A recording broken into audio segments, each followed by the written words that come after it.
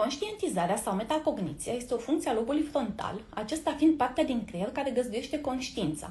Când devii atent la cum gândești, la cum reacționezi, când începi să observi acele tipare automate ale minții și ale corpului, atunci nu mai ești programul care rulează, ci devii conștiința care observă acest program. Acest proces de observare se numește metacogniție și este primul pas real spre schimbare. Pentru a ajunge de la vechiul tu la noul tu, trebuie să pășești în necunoscut. Se va simți inconfortabil pentru că va fi ceva incertitudine în viața ta, dar este un pas esențial.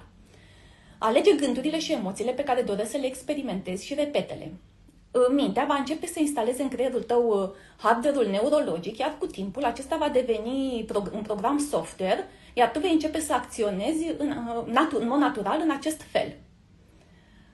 Acest proces de schimbare, de programare de vechiuri obiceiuri și reprogramare altora noi, de dezînvățare și reînvățare, de tăiere de conexiuni sinaptice și crearea de noi conexiuni, condiționează corpul la o nouă minte.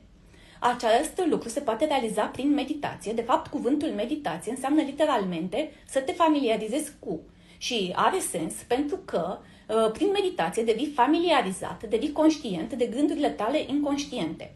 Practic, prin meditație devii conștient de vechiul tu și începi să instalezi un nou tu, atât la nivel emoțional cât și mental.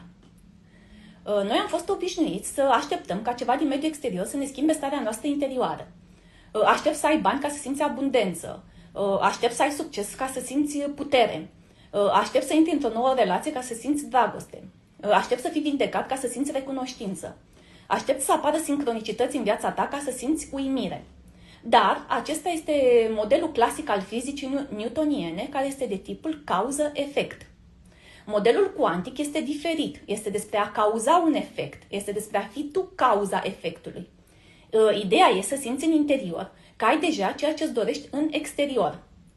În momentul în care simți abundență, generezi bogăție. În momentul în care simți putere, te îndrepți spre succes.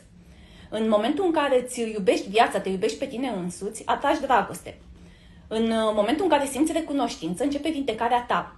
În momentul în care simți uimire, apar sincronicități în viața ta. Când te simți complet, când nu mai simți lipsă, acesta este momentul în care manifesti realitatea pe care ți-o dorești. Ideea e să-ți aliniezi gândurile cu emoțiile tale.